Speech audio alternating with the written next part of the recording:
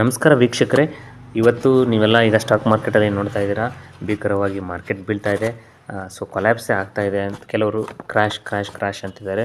So almost ಎಲ್ಲರ portfolio ಕೂಡ red, ಅಂದರೆ ಕೆಲವ್ರದ್ದು ತುಂಬ ಜಾಸ್ತಿ ಪ್ರಾಫಿಟ್ ಇರೋಂಥದ್ದು ಕೂಡ ಪ್ರಾಫಿಟ್ಟು ವಾಶೌಟ್ ಆಗಿದೆ. ಅಲ್ಪ ಸ್ವಲ್ಪ ಪ್ರಾಫಿಟ್ ಇದ್ದಂಥವ್ರದ್ದು ನೆಗೆಟಿವಲ್ಲಿದೆ. ಸೊ ಈಗ ರೀಸೆಂಟಾಗಿ ಹೊಸದಾಗಿ ಪೋರ್ಟ್ಫೋಲಿಯೋ ಕ್ರಿಯೇಟ್ ಮಾಡ್ತಾರಂತರೂ ಫುಲ್ಲು ಲಾಸಲ್ಲಿ ತೋರಿಸ್ತಾ ಇದೆ ಪೋರ್ಟ್ಫೋಲಿಯೋ. ಸೊ ಇನ್ನು ಸ್ಟಾಕ್ ಮಾರ್ಕೆಟ್ ಇನ್ನೂ ಎಷ್ಟರ ಮಟ್ಟಿಗೆ ಬೀಳ್ಬೋದು, ಎಷ್ಟು ಕ್ರ್ಯಾಶ್ ಆಗ್ಬೋದು, ಸೊ ಇದು ಬಾಟಮ್ ಎಲ್ಲಿಗೆ ಆಗ್ಬೋದು ನಿಫ್ಟಿ, ಇದನ್ನು ಖಂಡಿತವಾಗ್ಲೂ ಯಾರ ಕೈಲೂ ಒಂದು ಊಹೆ, ಒಂದು ಸ್ಪೆಕ್ಯುಲೇಷನ್ಸ್ ಮಾಡ್ಬೋದು ಬರ್ತಾಗಿ. ನಿಖರವಾಗಿ ಯಾರ ಕೈಲೂ, ಅಂದರೆ ಈಗ ದೊಡ್ಡ ದೊಡ್ಡ ಅನಾಲಿಸ್ಟ್ಸ್ ಇರ್ಬೋದು ಅಥವಾ ಯಾರ ಕೈಲೂ ಇದನ್ನು ಏನೂ ನಿರ್ಧಾರ ಮಾಡೋಕ್ಕಾಗಲ್ಲ. So wait for the bottom ಅಷ್ಟೇ, ನಾವು ಕೂಡ ವೆಯ್ಟ್ ಮಾಡಬೇಕಾಗುತ್ತೆ. ಬಟ್ ಇಂಥ ಟೈಮಲ್ಲೂ ಕೂಡ ಕೆಲವೊಂದು ಸ್ಟಾಕ್ಗಳು ಮಾರ್ಕೆಟ್ಗೂ ನಮಗೂ ಸಂಬಂಧನೇ ಇಲ್ಲನಪ್ಪ, ನಾವೇನು ಕರೆಕ್ಷನ್ನೇ ಆಗ್ತಾಯಿಲ್ಲ ಅನ್ನೋ ಥರದಲ್ಲಿ ಲೈಫ್ ಟೈಮ್ ಹೈಯಲ್ಲಿ ಟ್ರೇಡ್ ಮಾಡ್ತಾಯಿದೆ. ಬರೀ ಟ್ರೇಡ್ ಮಾಡ್ತಿರೋದು ಅಷ್ಟೇ ಅಲ್ಲ, ಮೂವ್ಮೆಂಟ್ ಕೂಡ ಕೊಡ್ತಾಯಿದೆ. ಅಂದರೆ ಹಿಂಗೆ ಮಾರ್ಕೆಟ್ ಬೀಳ್ತಾಯಿದ್ರೆ ಎಲ್ಲ ಡೌನ್ ಆಗ್ತಿದ್ರೆ ಕೆಲವೊಂದು ಸ್ಟಾಕು ಅಪ್ ಕೂಡ ಆಗ್ತಾಯಿದ್ದಾವೆ.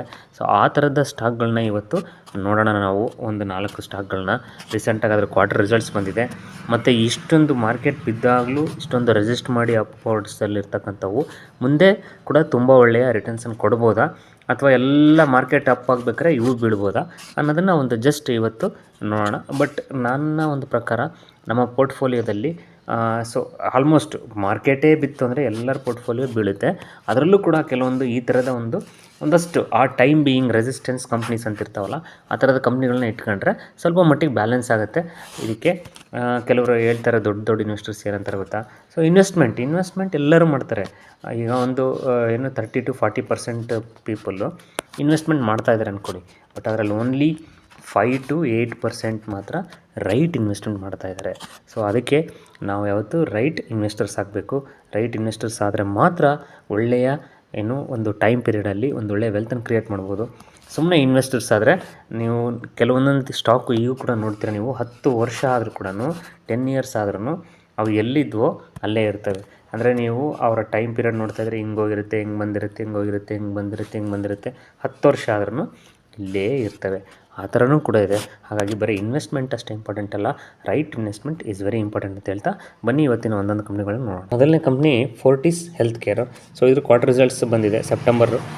1988 crores ಇದೆ. ಸೊ ಹತ್ತತ್ರ 2000 ಕೋಟಿ. ಇದು ಲಾಸ್ಟ್ ಕ್ವಾರ್ಟ್ರಲ್ಲಿ 1859 crores ಇತ್ತು. ಲಾಸ್ಟ್ ಇಯರಲ್ಲಿ 1770 crores. 1770 crores to 1980 crores. 1859 to 1988. So quarter to quarter ಕೂಡ ಜಂಪ್ ಇದೆ, ಮತ್ತು ಇಯರ್ ಟು ಇಯರ್ ಕೂಡ ಒಂದು ಒಳ್ಳೆಯ ಜಂಪ್ ಇದೆ. So Fortis health care revenue ಅಲ್ಲಿ ನೀವು year to year, quarter to quarter ಎರಡೂ ಕೂಡ ಒಳ್ಳೆಯ ಜಂಪನ್ನು ನೋಡ್ಬೋದು. ಸೊ ಗ್ರೋತ್ ಕಾಣಿಸ್ತಾ ಇದೆ. ಆಪ್ರೇಟಿಂಗ್ ಮಾರ್ಜಿನ್ ತುಂಬ ಚೆನ್ನಾಗಿದೆ, ಆಪ್ರೇಟಿಂಗ್ ಪ್ರಾಫಿಟ್ ತುಂಬ ಚೆನ್ನಾಗಿದೆ. ಸೊ ನೆಕ್ಸ್ಟ್ ನೋಡ್ತಾ ಇದ್ದಂದರೆ ನೆಟ್ ಪ್ರಾಫಿಟ್ಟು ಈ ಕ್ವಾರ್ಟ್ರಲ್ಲಿ 193 crores ಇದೆ. ಲಾಸ್ಟ್ ಕ್ವಾರ್ಟ್ರಲ್ಲಿ ಇಟ್ ವಾಸ್ 174. ಇದೇ ಟೈಮ್ ಲಾಸ್ಟ್ ಇಯರಲ್ಲಿ ಈ ಕ್ವಾರ್ಟ್ರಲ್ಲೇ same 184 crore. So 184 to 193. So year to year ಕೂಡ ಮತ್ತು 174 to 193. Quarter to quarter, year to year ಎರಡರಲ್ಲೂ ಕೂಡ ಜಂಪ್ ಕಾಣಿಸ್ತಾ ಇದೆ. ಸೊ ಒಂದು ತುಂಬ ದೊಡ್ಡ ಮಟ್ಟದ ಪ್ರಾಫಿಟ್ ಜಂಪ್ ಅಲ್ಲದಿದ್ರೂ but quarter to quarter, year to year maintenance ಸ್ವಲ್ಪ ಜಾಸ್ತಿ ಇದೆ ಪ್ರಾಫಿಟ್ಟು. ಹಾಗಾಗಿ ನೀವು ನೋಡ್ತಾ ಇದ್ದೀರಾ, ಇದು ಒಂದು ನಾವು ರೆಸಿಸ್ಟೆನ್ಸ್ ಕಂಪ್ನಿ ಅಂತಲೇ ಹೇಳ್ಬೋದು. ಯಾಕಂದರೆ ಈ ಒಂದು ಕ್ರ್ಯಾಶಲ್ಲಿ ಕೂಡ ಬಿದ್ದಿಲ್ಲ ಅಷ್ಟೊಂದಾಗಿ, ಬಲ್ಕಿ ಇದು ಕೂಡ ಒಂದು ಒಳ್ಳೆಯ ಮೂಮೆಂಟನ್ನು ಕೊಡ್ತಾ ಇದೆ. ಸೊ ಕ್ವಾರ್ಟರ್ ರಿಸಲ್ಟ್ಸ್ ನೋಡಿದ್ರೆ ಖಂಡಿತವಾಗ್ಲೂ ಒಂದು ಒಳ್ಳೆಯ ರಿಸಲ್ಟ್. ಇಂಥ ಒಂದು ಸಂದರ್ಭದಲ್ಲಿ ತುಂಬ ಒಳ್ಳೆಯ ರಿಸಲ್ಟನ್ನು ಕೊಟ್ಟಿರ್ತಕ್ಕಂಥದ್ದು ಫೋರ್ಟಿಸ್ ಹೆಲ್ತ್ ಕೇರು. ಮುಂದಿನ ದಿವಸಗಳಲ್ಲಿ ಒಂದು ಒಳ್ಳೆಯ ಮೂಮೆಂಟನ್ನು ಕೂಡ ಕೊಡಬಹುದು. ಹಾಗಾಗಿ ಇದನ್ನು ಒಂದು ರ್ಯಾಡಲ್ಲಿ ಇಟ್ಕೊಂಡು ಇದನ್ನು ಸ್ಟಡಿ ಮಾಡಿ.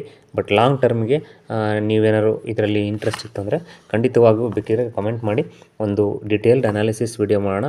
ನೀವು ಕೂಡ ಒಂದೊಳ್ಳೆ ಸ್ಟಡಿ ಮಾಡ್ಬೋದು Fortis health Care. Next company KIMS, Krishna Institute of Medical Sciences. ಇದ್ರ ಕ್ವಾರ್ಟರ್ ರಿಸಲ್ಟ್ಸ್ ನೋಡೋದಾದರೆ ಸೆಪ್ಟೆಂಬರ್ಲಿ 777 crores ಇದೆ. ಲಾಸ್ಟ್ ಜೂನಲ್ಲಿ ಅಂದರೆ ಲಾಸ್ಟ್ ಕ್ವಾರ್ಟ್ರಲ್ಲಿ 688 ಇತ್ತು. Last year same quarter 652 crores ಇತ್ತು. 652 crores to 777 crores. 688 to 777. So year to year, quarter to quarter ಎರಡರಲ್ಲೂ ಕೂಡ ಒಳ್ಳೆಯ ಗ್ರೋತ್ ಇದೆ. ಸೊ ರೆವೆನ್ಯೂವಲ್ಲಿ ಜಂಪ್ ನೋಡ್ಬೋದು ನೀವು ಕಿಮ್ಸಲ್ಲಿ. ಇದರದ್ದು ಆಪ್ರೇಟಿಂಗ್ ಪ್ರಾಫಿಟ್ಟು, OPM ಕೂಡ ತುಂಬ ಚೆನ್ನಾಗಿದೆ, ಒಳ್ಳೆ OPM. ಇದರಿಂದ ನೆಟ್ ಪ್ರಾಫಿಟ್ ನೋಡೋದಾಯ್ತು ಅಂತಂದರೆ 121 crores. ಸೊ ನೀವು ಇಲ್ಲಿ ನೋಡ್ತಿದ್ರೆ ಇದೇ ಕ್ವಾರ್ಟ್ರಲ್ಲಿ ಒಂದು 2-3 ವರ್ಷದಲ್ಲಿ ಇದೇ ಕ್ವಾರ್ಟ್ರಲ್ಲಿ ಹೈಯೆಸ್ಟ್ ಪ್ರಾಫಿಟನ್ನು ಕೊಟ್ಟಿದೆ. ಸೊ ಇದರದ್ದು ಲಾಸ್ಟ್ ಕ್ವಾರ್ಟ್ರಲ್ಲಿ 95 ಕ್ರೋರ್ ಇತ್ತು, ಲಾಸ್ಟ್ ಇಯರಲ್ಲಿ 101 ಕ್ರೋರ್ ಇತ್ತು. 101 to 121, 95 to 121 ಅಂದರೆ ಕ್ವಾರ್ಟರ್ ಟು ಕ್ವಾರ್ಟರ್ ಕೂಡ ಒಂದು ಒಳ್ಳೆಯ ಜಂಪ್ ಇದೆ ಪ್ರಾಫಿಟಲ್ಲಿ. ಇಯರ್ ಟು ಇಯರ್ ಕೂಡ ಒಂದು ಪ್ರಾಫಿಟಲ್ಲಿ ಜಂಪ್ ಇದೆ. ಸೊ ಇದು ಓವರಾಲ್ ಆಗಿ ಒಂದು ಒಳ್ಳೆಯ ರಿಸಲ್ಟನ್ನು ಕೊಟ್ಟಿದೆ. ಇದು ಕೂಡ ಆಲ್ಮೋಸ್ಟ್ ಲೈಫ್ ಟೈಮ್ ಹೈ ಅಂತಂದರೆ ಏನು ಅಂಥ ಕರೆಕ್ಷನ್ ಆಗಿಲ್ಲ. ಸೊ ಅರೌಂಡ್ 580 to 550 ಓಡಾಡ್ತಾ ಇದೆ. ಸೊ ಆಲ್ಮೋಸ್ಟ್ ಹೈಯಲ್ಲೇ ಇದೆ. ಎನಿ ಟೈಮ್ ಇದು ಅಕಸ್ಮಾತ್ 600 ಬ್ರೇಕ್ಔಟ್ ಮಾಡಿದ್ರೆ ಖಂಡಿತವಾಗಿಯೂ ಒಂದು ಒಳ್ಳೆಯ ಮೂಮೆಂಟನ್ನು ನೋಡ್ಬೋದು ನೀವು ಈ ಸ್ಟಾಕಲ್ಲಿ. ಸೊ ಕೆಲವರು ಕೇಳ್ತಾ ಇದ್ರಿ ಸರ್ ಏನು ಬೈಯಿಂಗು ಅಥವಾ ಅದರದ್ದು ರೆಸಿಸ್ಟೆನ್ಸ್ ಲೆವೆಲ್ಸ್ ಅವನು ಕೂಡ ಸ್ವಲ್ಪ ಚಾರ್ಟ್ ಕೂಡ ಹೇಳ್ಕೊಡಿ ಅಂತೇಳಿ. ಖಂಡಿತವಾಗಿಯೂ ನೆಕ್ಸ್ಟ್ ಮುಂದಿನ ದಿನಗಳಿಂದ ನಾವು ಪ್ರತಿಯೊಂದು ಸ್ಟಾಕಲ್ಲೂ ಅದರ ರೆಸಿಸ್ಟೆನ್ಸು ಮತ್ತು ಸಪೋರ್ಟು ಎರಡನ್ನೂ ಕೂಡ ನೋಡ್ತಾ ಯಾವ ಟೈಮಲ್ಲಿ ಒಳ್ಳೆಯ ಬೈ ಮಾಡ್ಬೋದು ಅನ್ನೋದನ್ನು ಕೂಡ ಮುಂದಿನ ದಿನಗಳಲ್ಲಿ ಆ ವಿಡಿಯೋಗಳನ್ನು ಕೂಡ ಮಾಡೋಣ. ಇವತ್ತು ಕಿಮ್ಸ್ ಕೂಡ ಒಂದು ಒಳ್ಳೆಯ ರಿಸಲ್ಟನ್ನು ಕೊಟ್ಟಿದೆ. ಮುಂದಿನ ದಿನಗಳಲ್ಲಿ ಇದು ಕೂಡ ಒಂದು ರಾಡಲ್ಲಿ ಇರ್ಬೋದಂಥ ಸ್ಟಾಕು, ಒಂದು ಸ್ಟಡಿ ಮೆಟೀರಿಯಲ್ಗೆ ಒಳ್ಳೆಯ stock KIMS. Next company is Marksans Pharma. ಇದು ಕೂಡ ಕ್ವಾರ್ಟರ್ ರಿಸಲ್ಟ್ಸ್ ಕೊಟ್ಟಿದೆ. ಸೆಪ್ಟೆಂಬರ್ ಕ್ವಾರ್ಟರಲ್ಲಿ 642 ಕ್ರೋರ್ಸ್ ರೆವೆನ್ಯೂ ಇದೆ. ಇದು ಲಾಸ್ಟ್ ಕ್ವಾರ್ಟರಲ್ಲಿ 591 ಇತ್ತು. ಸೇಮ್ ಲಾಸ್ಟ್ ಇಯರಲ್ಲಿ 531 ಕ್ರೋರ್ಸ್ ಇತ್ತು. ಸೊ ನೀವು ನೋಡ್ಬೋದು ಇಯರ್ ಟು ಇಯರ್ ಮತ್ತು ಕ್ವಾರ್ಟರ್ ಟು ಕ್ವಾರ್ಟರ್ ಎರಡೂ ಕೂಡ ರೆವೆನ್ಯೂಲ್ಲಿ ಒಂದು ಒಳ್ಳೆಯ ಜಂಪನ್ನು ನೋಡ್ತೀರಾ. 531 crores to 642 crore year to year ಕೂಡ ಒಂದು ಒಳ್ಳೆಯ ಗ್ರೋತನ್ನು ನೋಡ್ಬೋದು ನೀವು ಏನು ರೆವೆನ್ಯೂವಲ್ಲಿ ಅಂದರೆ ಸೇಲ್ಸಲ್ಲಿ. ಸೊ ಇದ್ರದ್ದು ಆಪ್ರೇಟಿಂಗ್ ಪ್ರಾಫಿಟ್ಟು, OPM ಎಲ್ಲ ತುಂಬ ಚೆನ್ನಾಗಿದೆ, ತುಂಬ ಚೆನ್ನಾಗಿ ಮೇಂಟೈನ್ ಮಾಡ್ತಿದೆ. ಇದ್ರದ್ದು ತುಂಬ ಪಾಪ್ಯುಲರ್ ಬ್ರ್ಯಾಂಡ್ಸ್ ಕೂಡ ಇದ್ದಾವೆ ಈ ಕಂಪ್ನಿದು. ಸೊ ನಿಮಗೆ ಬ್ರೂಫೆನ್ನು ಅವೆಲ್ಲ ತುಂಬ ಒಳ್ಳೆಯ ಬ್ರ್ಯಾಂಡ್ಸು. ಇದ್ರದ್ದು ನೆಟ್ ಪ್ರಾಫಿಟ್ ನೋಡೋದಾಯ್ತು ಅಂದರೆ ಈ ಸರಿ 98 ಕ್ರೋರ್ಸ್, ಲಾಸ್ಟ್ ಕ್ವಾರ್ಟ್ರಲ್ಲಿ 89 ಕ್ರೋರ್ಸ್ ಇತ್ತು. ಇದೇ ಸೇಮ್ ಲಾಸ್ಟ್ ಇಯರಲ್ಲಿ 84 ಕ್ರೋರ್ ಇತ್ತು. So 84 crore to 98 crores. So ಒಂದು ಒಳ್ಳೆಯ ಜಂಪ್ ಪ್ರಾಫಿಟ್ಟು.